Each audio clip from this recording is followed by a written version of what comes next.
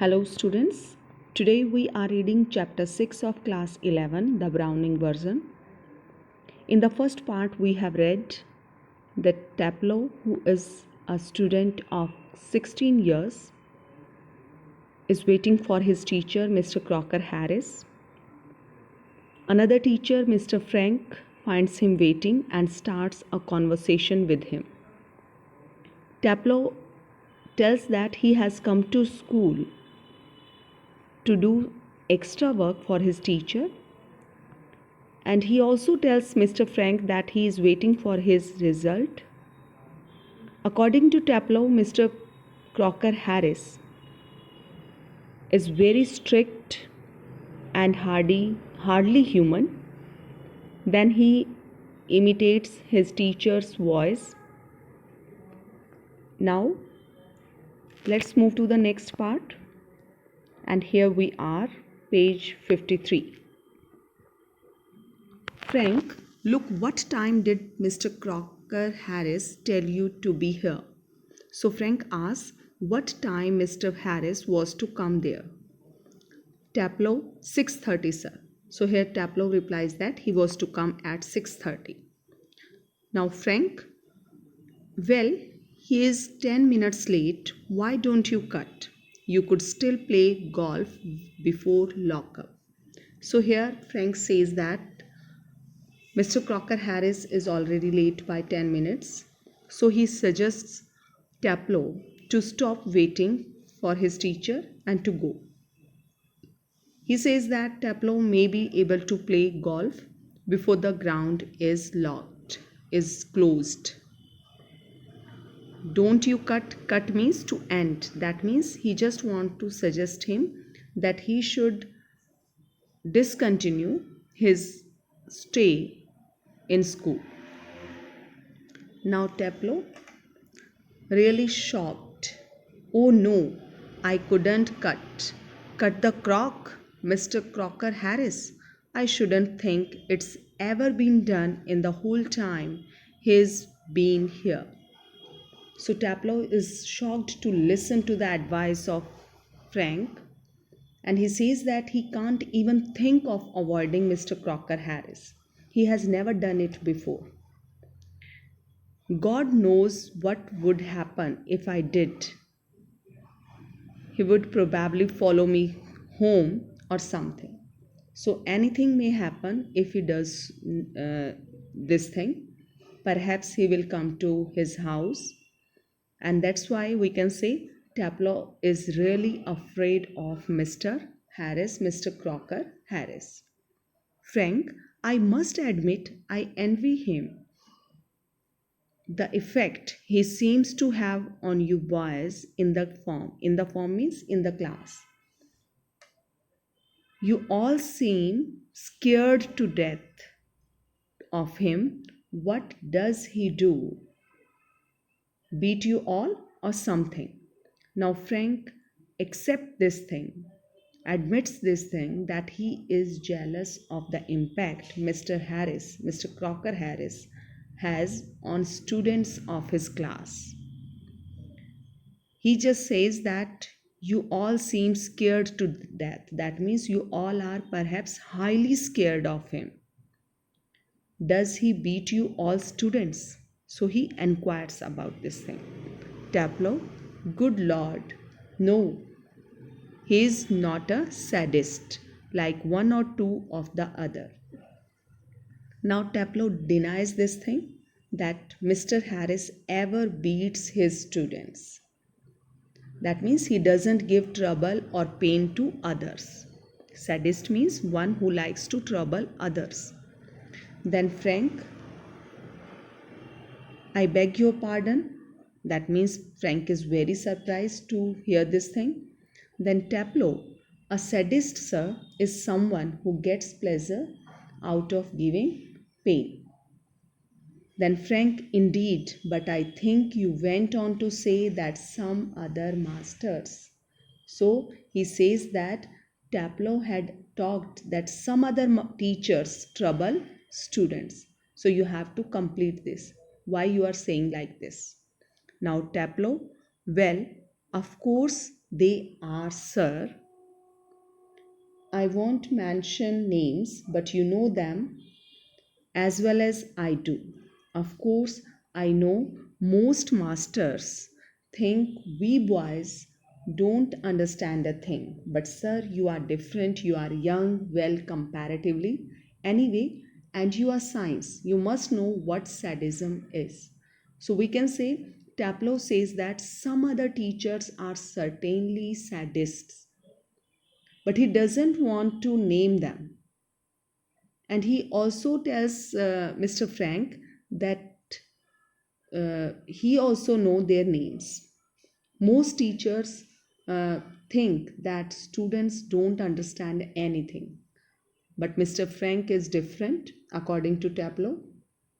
And he also tells him that Mr. Frank is comparatively young and he is a teacher of science, so he should know what sadism is. Now, Frank, after a pause, so we can say Frank doesn't speak for a while. Good Lord, what are our schools coming to? Then he says that our school is certainly changing.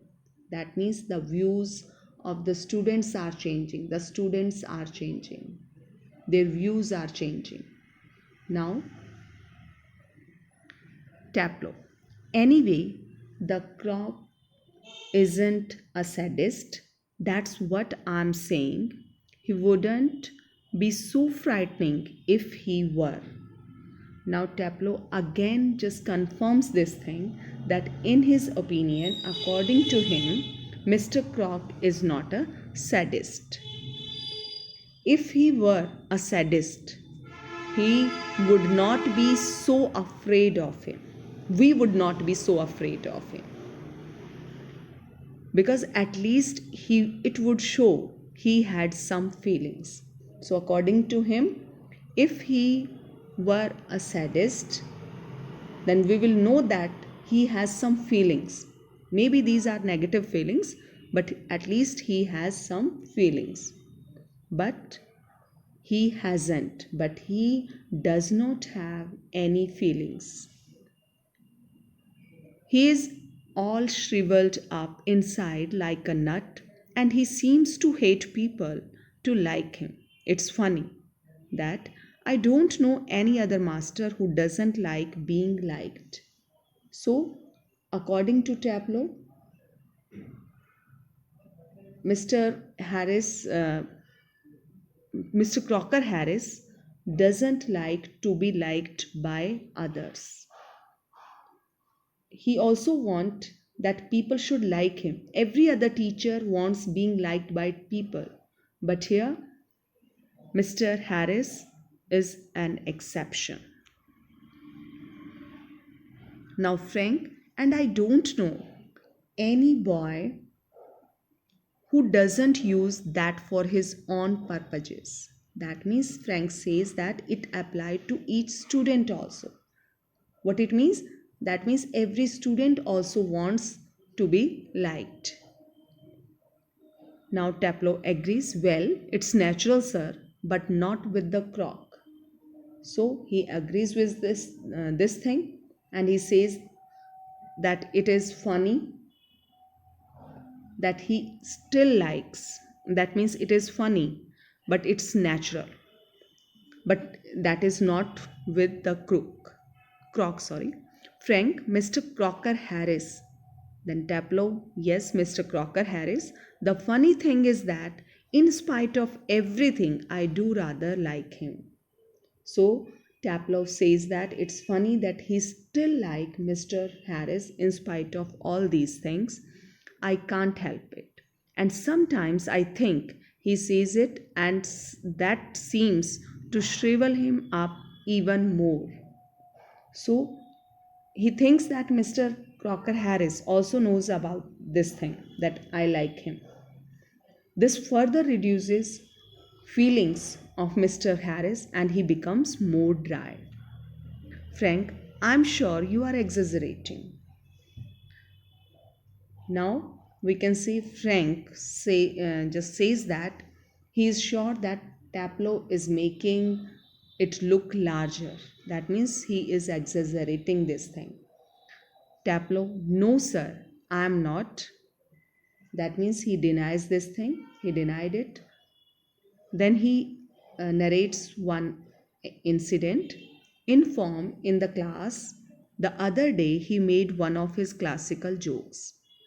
One day, Mr. Harris cracked a joke in the class. Of course, nobody laughed because nobody understood it, myself included. So he just narrates an incident that one day Mr. Harris cracked a joke in the class and nobody understood it. And but uh, still I knew he had meant it as funny. So, but I knew that we were supposed to laugh. So I laughed out of ordinary common politeness and feeling a bit sorry for him for having made a poor joke. Now I can't remember what the joke was, but suppose I made it. Now you laugh, sir. Then Frank laughs. So here what happens when his teacher cracked a joke in the class, nobody understood it, but Taplow knew that they were supposed to laugh, and he was feeling sorry about his teacher. So he laughed, and he wanted to be polite to him. He just wanted to show courtesies to him. Suppose, and then he just told Mr. Frank that suppose I tell the same joke, will you laugh? Then Frank starts laughing. Now Taplow in a gentle, throaty voice.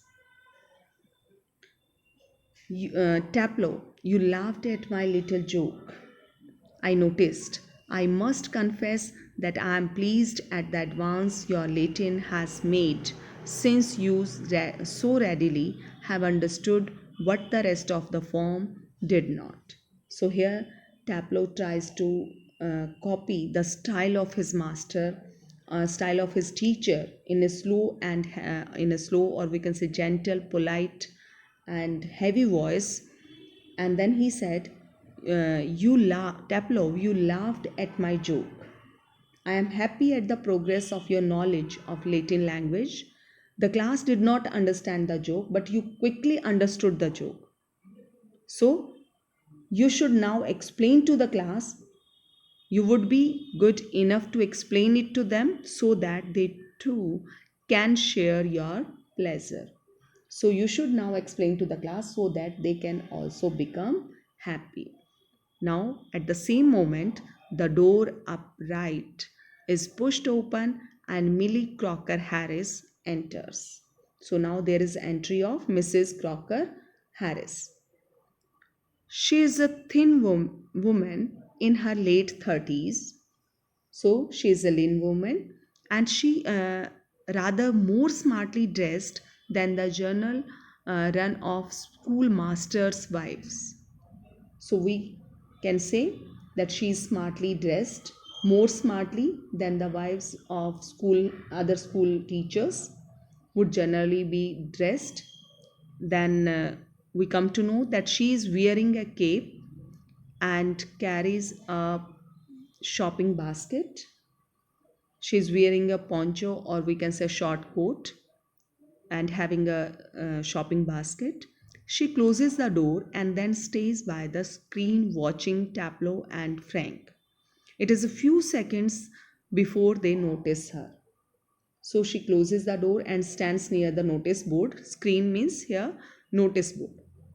She is watching Frank and Taplow, and after few seconds they notice her. Now Frank come along. Taplow moves slowly above the desk. Don't be so selfish as to keep a good joke to yourself. Tell the others. So here Frank slowly moves near the desk and tries to motivate Taplow to tell the joke. He breaks off suddenly, noticing Millie. Oh Lord. So he suddenly stops speaking after noticing Millie. Then Frank turns quickly. He turns back and seems infinitely relieved at seeing Millie. Then he appears to be very happy to see Millie. Frank, oh, hello. Then Millie, without expressions, hello. She comes down to the sideboard and puts her basket on it. So Frank and Millie, we can say, they exchange greetings. They just greeted each other. Millie comes to sideboard, and puts her basket on it. Taplow, moving up to left of Frank, whispering frantically, "Do you think she heard?" Then uh, Mr. Taplow comes near Frank and asks if Millie could hear him. That means he was very worried that Millie has heard their conversation. Frank shakes his head comfortingly. Millie takes off her cape and hangs it on the hall stand. I think she did. She was standing there quite a time. So here Frank shakes his head confidently, and Millie has removed her poncho, or you can say short coat, and then she hangs it on the stand. Frank says that she had heard their discussion, their conversation, because she had been standing there for some time. Now, Taplow, if she did, and she tells him, there goes my remove. So Taplow is now very worried. If she tells their discussion, their conversation to Mr. Crocker Harris, he may lose his grades, his marks. Frank, nonsense. And he crosses to the fireplace. Frank's uh, comes near the fireplace, and then he says that Taplow is thinking wrong. It's totally nonsense. Now, Millie takes the basket from the sideboard and moves above the table and puts the basket on it. So, here Millie shifts his basket from side table to the main table, we can say, and Millie then he just puts a basket on it. That means he shifts his basket from sideboard to the main table. Now Millie to Taplow, waiting for my husband. So he asks Taplow if he was waiting for her husband. Taplow moving down left of the table. Yes. So Taplow agrees to it. Then Millie, he is at the bursar's and might be there quite a time. If I were you, I would go. So Millie says that her husband is at the shop of bursar and he will come after some time.